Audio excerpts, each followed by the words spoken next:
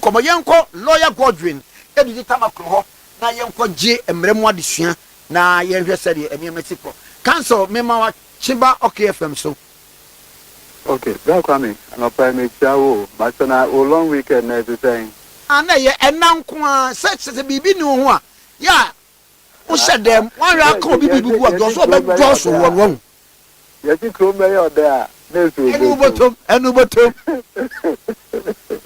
but it's also good ejuma ho ye no it's good they obenya enough rest if all things work together for good that's a pa as maba wa menya disua yi se me fa ne se me kwa me nkoma na me gina court wanimu na court ama freezing order se bia yen freeze my account we yen freeze my japade we yen say me fa passport meto na bidi ni nyina ma di court so mra so se de etie pepepe na ye ba court ye di court akwane aba emira bi mi bedru court ena mama me lawyer say application bi se mi panchan ka me sre court na dawroma ka oma mi nko abrochire nkohwe me ho yade court si ane po kohwe ho yade ansa na be this application yi ba no na me kwa me nkruma ya freeze me account nyina ya freeze bibia mi sika bibia ene bia majapade a me wo me psa ba court mira bia prosecution ne say I wa drop charges no me pia abonten a wache me wie ye no sa court order na e freeze my account no wa bra o drop charges no eno so drop e ana a drop e emra mu ye kan say yo nti bra kwame anopai meda wase ene opportunity a oma me you ene yenye emra kakra I would say ordinarily no 1992 constitution no one of the basic principles fair trial and then they say a man is presumed innocent until say what pleaded guilty and I say prosecution approving the guilty but the SNM by way of law point of law and then they say the prosecution bears the entire burden to prove the guilt of the accused person. That burden hardly shifts. But at all material time, prosecution award to me, we make say the burden say obe prove say Kojo ama and that way guilty. Counsel, fa and you bet me a shifty based on preponderance of probability. No, in criminal trial there are no preponderance of probability. It's only in civil trial. Even in civil trial, sometimes the preponderance may be very higher, almost to the criminal standard. So, for instance, in a civil trial, who alleges fraud against Obi, it takes the burden from the civil way, that's the preponderance to prove beyond reasonable doubt. It means that you need to, because when we say fraud, even in civil matter, can have penal consequences if proven. It requires a higher standard. But you see, the bottom line, and it's a black crime by way of public education. Because the person is presumed innocent, and in our court, no, a woman to me say, or beg granting me pan the FN of bail. It is for the FN of bail pending trial, in the old bail pending appeal. Obi or ya convicted no cry, but with me appealing my court, no, because a year appeal, or I appeal you know, with me and file the FN of bail, and my court no so air than a consider money.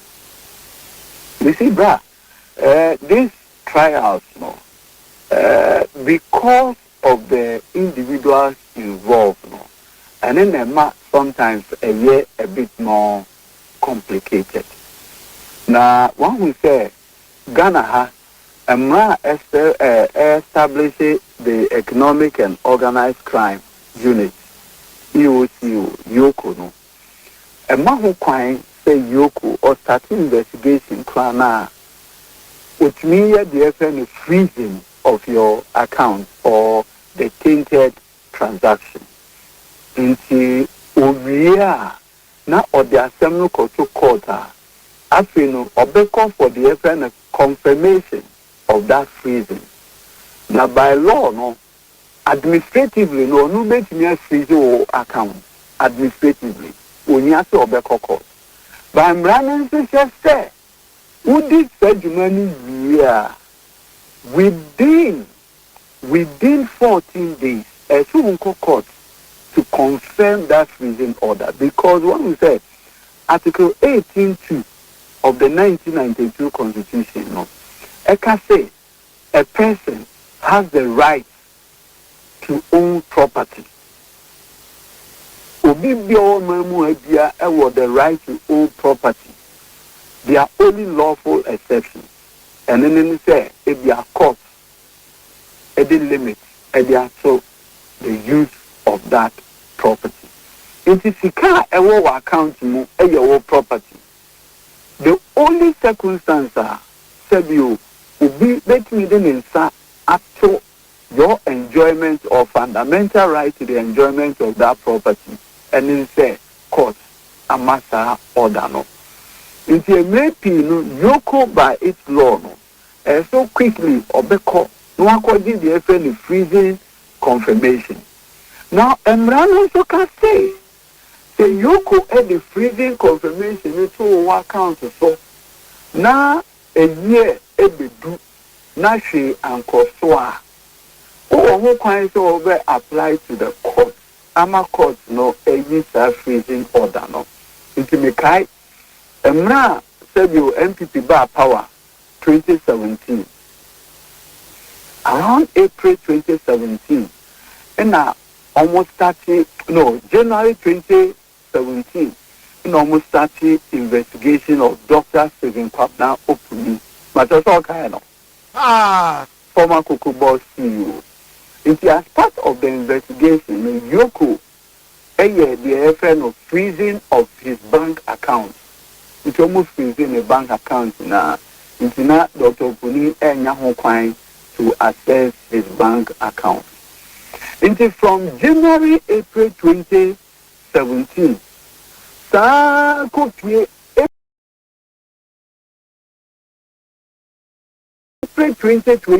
April 2018, sorry. And as lawyers for Dr. Pulino, they call High Court, presided over by Justice George Nadata. In here, call the court, and you can do from April 2017 to April 2018, 1 year now become. Into your best court, no, the court, no, any Tata Bona or Modiato, the account, so no, so that he can access his bank, because then if you can, you know, on account. Inti mekaisi yes application no mekra me making sure say a copy of the application was set on Yoko at that time. Inti yes every application no now usually when it's application over 4 days minimum and a 4 days a year then a 2 years. Inti 4 days no do ye na ye call court no Yoko for lawyer ever court. Inti Miami Senior Samokujo a movie application to unfreeze the account. Why ye BBA ye aye BBA ye. It was ye BBA ye yanana judge no and lady judge na dacha a beside Yoko lawyers no say are they opposed to the application? Na bakwame omukasi they are not opposed to the application. Inti omukasi say they are not opposed to the application no. Wana we send a friend judge na say okay my Kayama Papa moving application I've been a much time say you are not opposed. You should have told me earlier so that I don't waste this time. And now or unfreeze account no. But I mean guess what?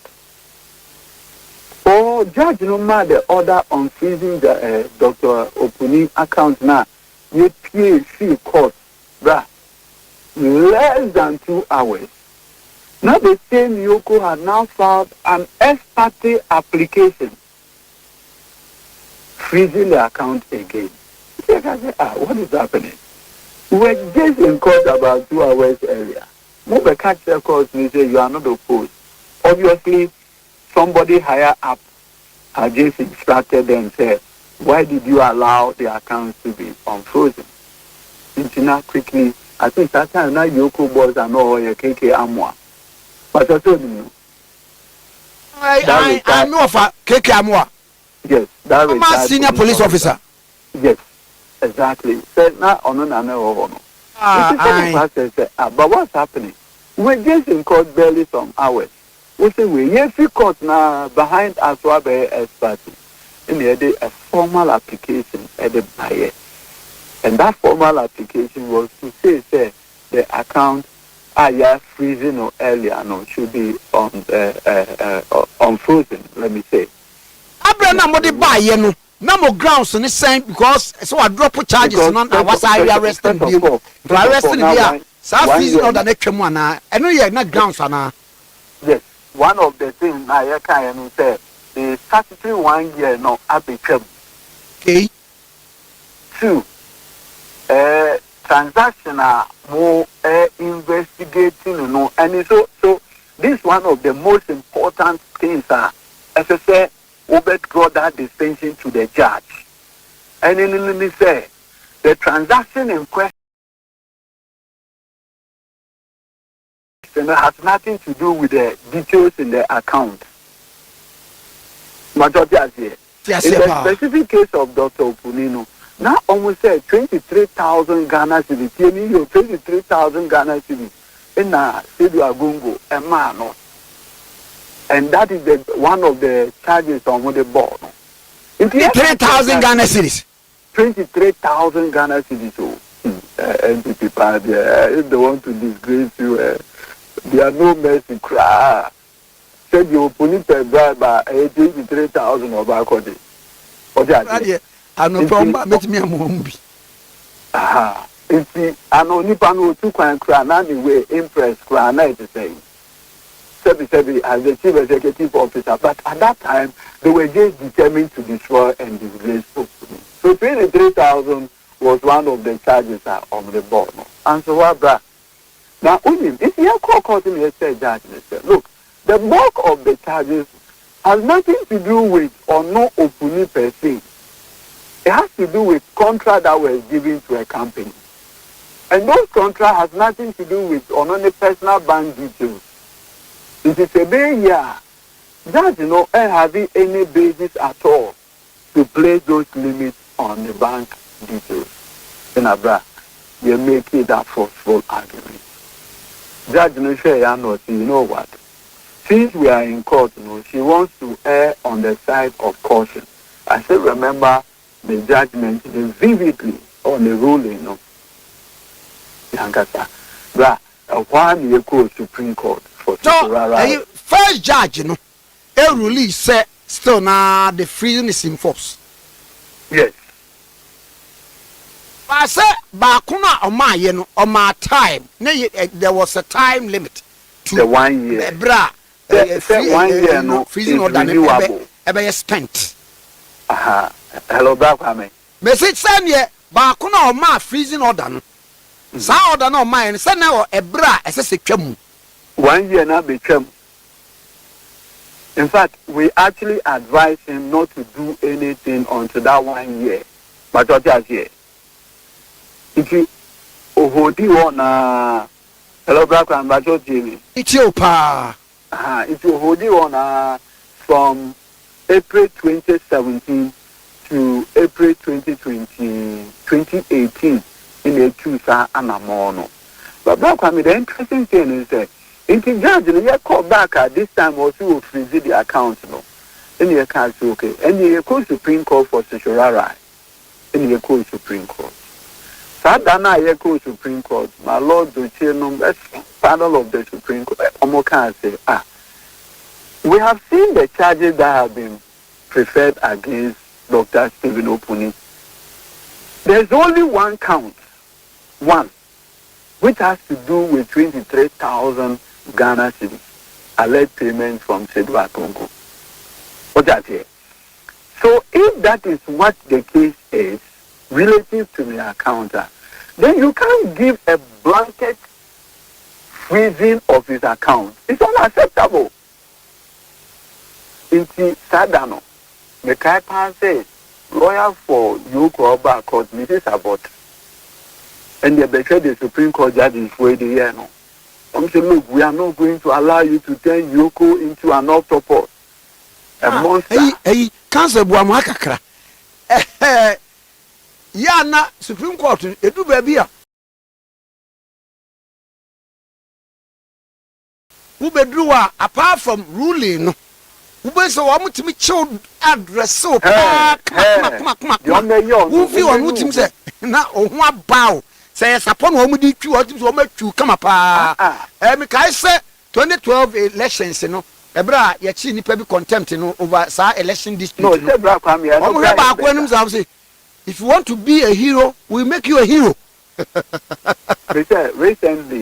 Recently there was an issue involving a high court case Owusu in a lawyer no almost filed a sexual right against the Koforidua High Court decision here by Supreme Court. Into lawyer no, some lawyer no, a far judge no. Hey, Black Kwame, the Supreme Court judges for the year lawyer no. Ne yaro. Dress down pa. Owusu who kwan class or Becca system no after the High Court judge in the affidavit. It's almost finding no class for him to pay personally or something. It's the occupational hazard. But back to the issue. In truth, you call a Supreme Court judges for counsel. Look, court, on counsel be freezing the details of the person's bank account. However, you have to follow the requirement of law. The charges against the man have to do with one transaction involving a bank. So what you do is to limit... Dr. Punidiano, for the whole 8 years, now you're saying it. Yes. The Supreme Court now has to say, you can freeze the account only to the extent of the tainted transaction, and that is 23,000. And you know, Obetmia withdraw everything in the account, save the 23,000. Oh, Serbia's can't acquire 100,000, 1 million Ghana cedis in the demo. Obetmia, you be an waja 23,000. Because that is the subject of whole investigation. Me pass me bo. And our mind now who do a mind sika. Actually, who die and fear what? No, because there were other charges involving procurement of fertilizers. Any some fertilizer. Sedu Agbongo company supplied to Cocoa. So there were other charges. But in respect of the bank account, in the Supreme Court can say, the bank details no and the freezing no has nothing to do with those other charges no. Those other charges have to do with procurement of fertilizer. What has that got to do with the bank details? And that is how come the Supreme Court, in the case of Republic versus the Republic versus High Court, Financial Crime Division, expert Dr. Stephen Kwabena Yoko as an interested party now. Supreme Court, I can say, only the 23,000 tainted transactions should be frozen. The rest of the account should be open to him. And that day at the Supreme Court, it was bloodbath. The justices of the Supreme Court did not take kindly with the conduct of Yoko. The record of proceedings. It's an unreported case. Now, Bra Kwame, what makes Hanan's one a bit fascinating in say, it does appear, say, most of the transaction had to do with a number happening using the bank account. And that is where maybe the distinction can be drawn. But it's curious. And some very interesting legal things are coming out. And you've asked them. One, the local courts, now courts know a freezing account based on charges that were filed. Now, the Attorney General subsequently withdraw those charges now. But you know withdraw those charges now. Now immediately Osacho, right at the premises of the court, Osacho, does that extinguish that order? And only the premises of the because one would say Yoko has the power to administratively freeze the account. And then within 14 days we'll go for freezing confirmation. Now the question is, was that done by Yoko? Two, were criminal charges filed immediately?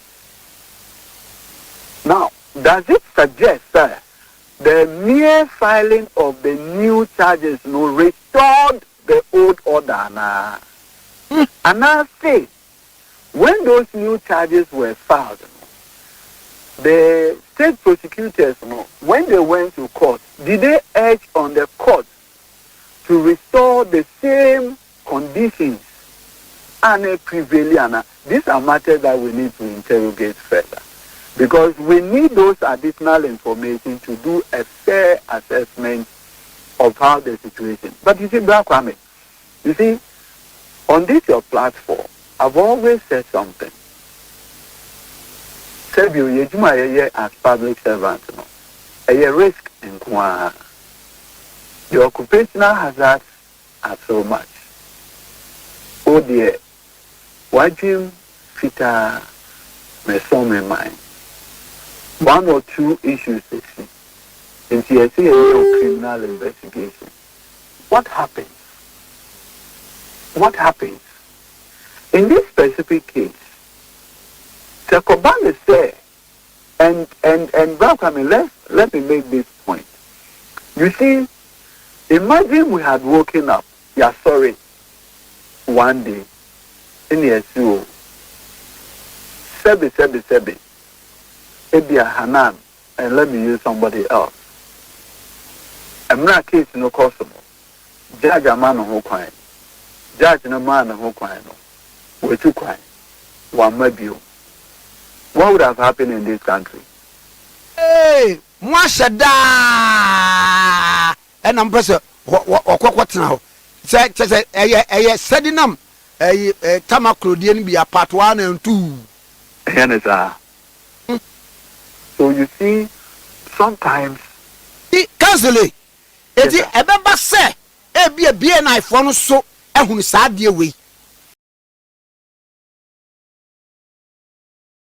It is a be a woman so they take steps to a vet. Say be over now. One will say, Sebi, not even the devil knows what is in the mind of an individual. No. In fact, to be honest, my further checks need to say, I'm now I say we buy, Hanan echo court, so Sebi, you also be quite for some. Personal medical reasons. In the court, no craft fair prosecutor, because prosecutors no oppose say man who crime, and I say judge no ma or mom who crime man into crime. In the and a judge makes okay. There must be a basis on which I must say man of crime. Only pay also a call for particular medical attention. That attention, the only reason I'm in more Attorney General for Bayer Adjoining is that Obet Nyanya the same care in Ghana. Okay. Sekobane say obetumi the same care in Ghana there. And there wouldn't be the need for him to travel. Ntina say omunkoshe say that particular way na be also okwakoye no. If that can be gotten here in Ghana, that appears the answer was not satisfactory to the judge. The best in or man who crime.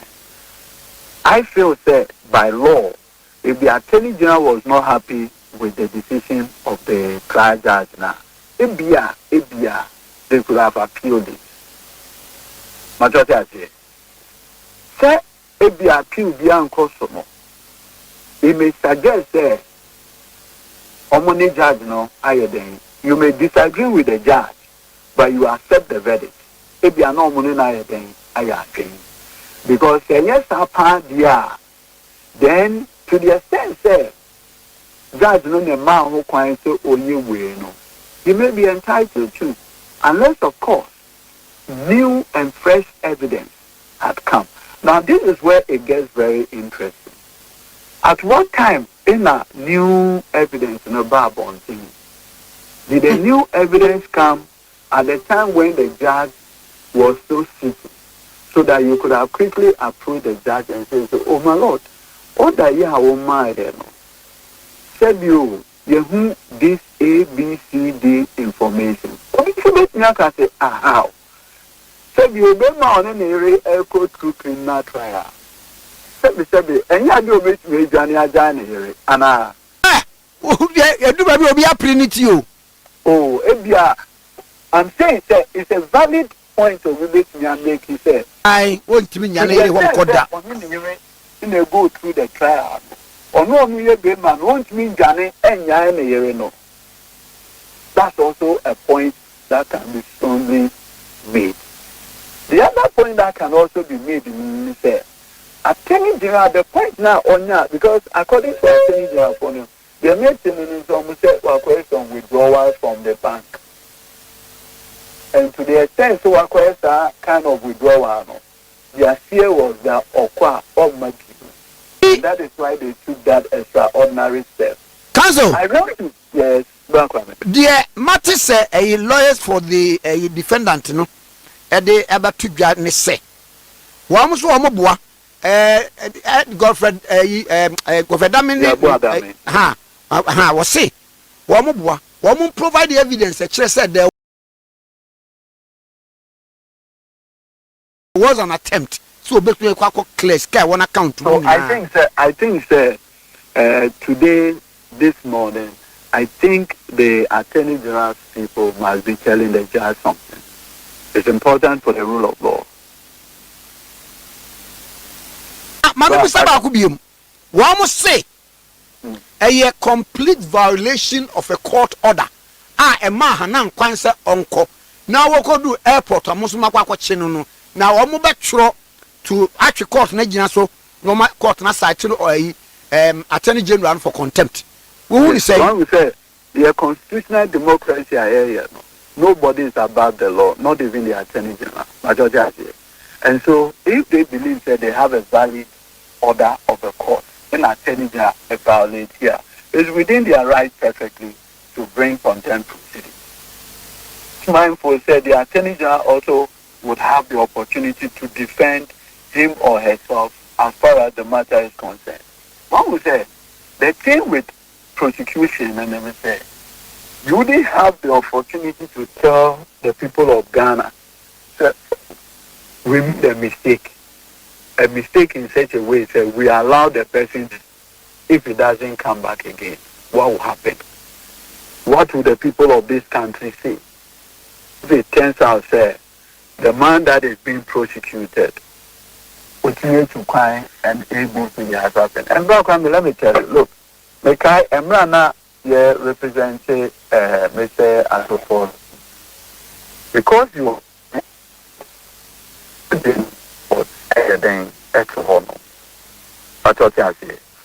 now, Mekai said there was a day we had to, and because he was also the ranking on the finance committee, Omo call IMF spring meetings now. As the ranking on the finance committee, sometimes he had to go. And so usually I would have to go to the High Court and make a prayer for his passport to be released. Sometimes by the time we go through the process, now passport may be released. No. Now, no more years spring meetings. Okay, I'm not representing Colindada and so Sagreme. The same thing. This said, but you see, what help?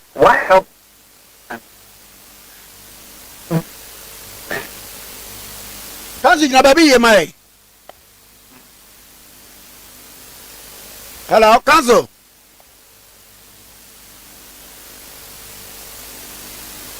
So the checking him na after yen komono. Yani lawyer Godwin Edita Macro, Edima, His Excellency John Dramani Mahama, head legal, Emma NDC, MPA boss, and any train como Emrenimuni, said your mom Casamunim Dadano. Na Yanini didn't come more often, Sembia, a Hunyama or mine. Na manati ko you know koso atwaso yeah kanzo mesamo akwa babio black man major so emu ye yenko good you see the point that I'm making and then is some of the quite additional facts editing apply a fair assessment because you see the aging is coming from the point of view view. Assuming that the opportunity is given, no department to crime, must be one back. Unlike the two examples, Namemai and the people were MPs. What I say, the Speaker of Parliament, extra class at the town. But you see, some of these issues have all become matters because ordinarily it shouldn't be difficult for an accused person to be permitted to travel. But one is the recent conduct of some accused persons or persons who are under investigation and others. Ama Ubia be apprehensive. Ubia enter a situation where somebody wants to make a mistake. Look, Mekai, I'm not senior colonel. Doctor, this trial involving the Ken Ofori Atta is here. All the issues that came back, the fact that Owusu crying, the fact that people stop a man who crying, Owusu crying, I'm a lawyer for, and all kinds of this. So I'm not apprehensive, which should not be the case ordinarily.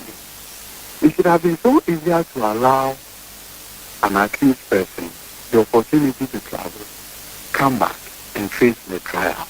It should have been easy. But when we said you open a car, I can get and you say, make sure say, yeah, here Emra, you do in a day, attack and run it. But that's a mother. I. What can you say? You both in some ra, yich. And that is why it has become a behavior service to Hanan, the team fita okwa of back. But if you are not even the devil knows what is in your head. It's unfortunate. What I say? It's unfortunate. But that is what we've got into. Bruh. Particularly if it's about medical reasons. But it's unfortunate.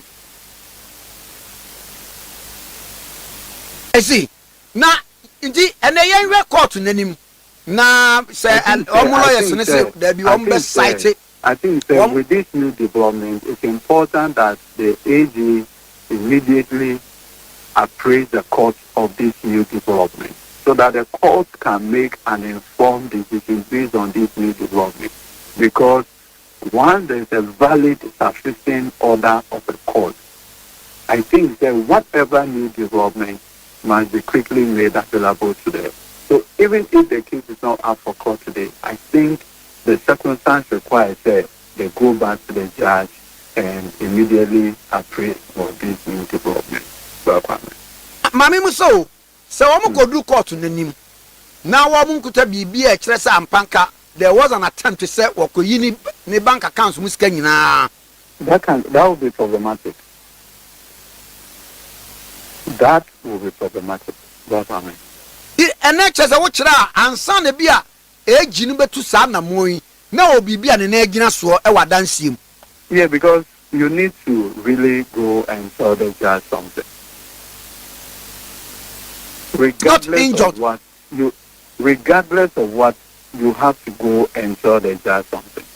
Because you see, like I said, there's an order. So who take this extraordinary step? You need to let the judge know why the order you think it should not be obeyed. Council Bawumia Hakakra.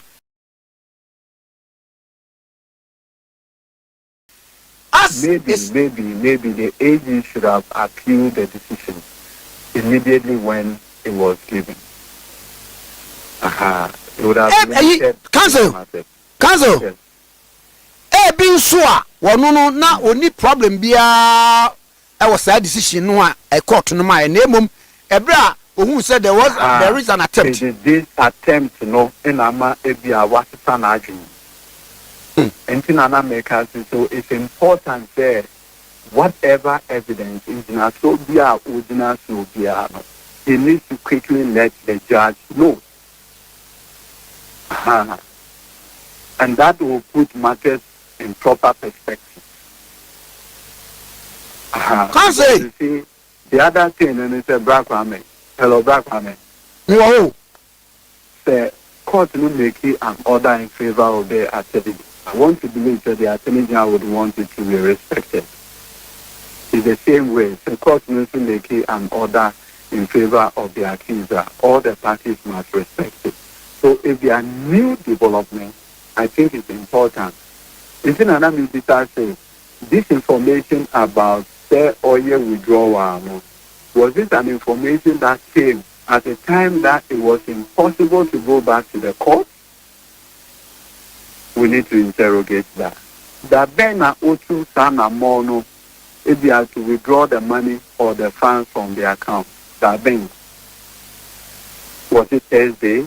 Was it Wednesday? Was it Tuesday? What day was it? If you understand your money, na ebra me ni udi nkomo ipe nkomo a woni yedie na wi ase na etie wi say accounts no stands frozen anase etesen. So technically the account no, at least we must see a valid order of a court saying that the account has been unfrozen. It should be specific. The order should be specific. But what they are saying, okay. The order should be specific. That upon hearing application by so and so on this day, the court hereby unfreeze the account number. So usually it's also freezes now. If I say you specifically list the details of the bank, account number so and so as Fidelity Bank, account number so and so as Ghana Commercial Bank, because Mekai Vivid said open the next Sanchez and another. So the account number, account details, everything is stated specifically in the order. Let's have a closer look at that kind of order from the court, and then we can make an informed decision. See, Mira, Mamma was in the ready a court so qua, and also be seen. Now, maybe, sir, says Ofori Atta when ya a permanent city, a permanent residency, says any case in Sanya Ayamutu. Oh, one will say there is also an application also before the court. This one is about the status. One will say the U.S. Supreme Court has shown that a person with green card is extraditable. So there was a Japanese national. Hello. Me part so what down my you? There was a Japanese national in Oba America. It's Oba America no na onya green card.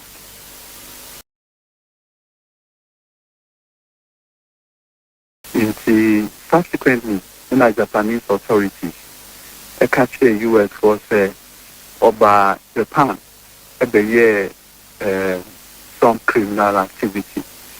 Into a Yanse, or Mepesa America for no, ebe extradition no.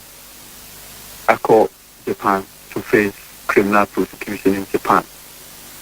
In a already argument among others, we a green card holder. Into any idea or more crime, or making an extradition of him to Japan to go and face trial. At the end of the movie, I could see U.S. Supreme Court. And U.S. Supreme Court ruling said, regardless of that permanent residency, is an extraditable person, and that he can be extradited to Japan to face criminal trial. So that's a different matter altogether. That's a different matter altogether. In fact,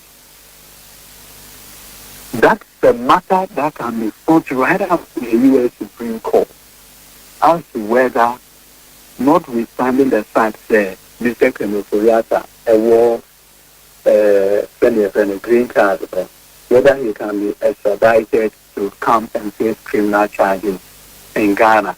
Two, my sister Akufo Addo, the U.S. court made a pronouncement on the charges filed by the special prosecutor. First of all, the U.S. court does not have jurisdiction to make pronouncements or judicially review criminal charges that have been filed against a person here in Ghana. We know cases is here.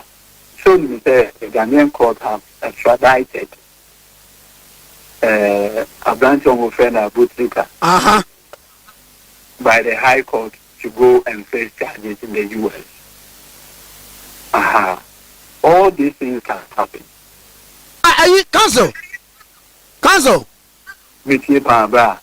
And someone can say, the man in question, that is Honorable Ken Ofori Atta, one, there is nothing before the court. He hasn't been charged.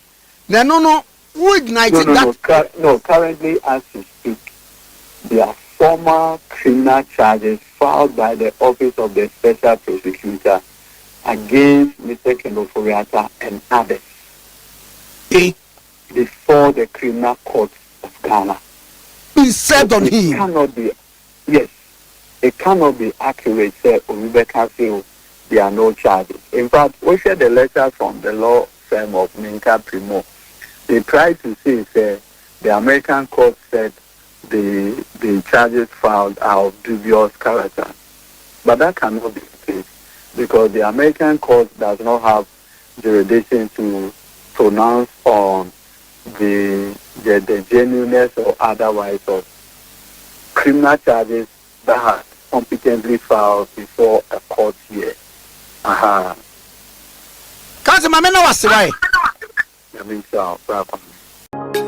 Thanks for watching.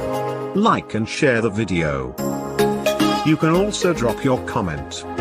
Please don't forget to subscribe. Click on the bell to turn on the notification.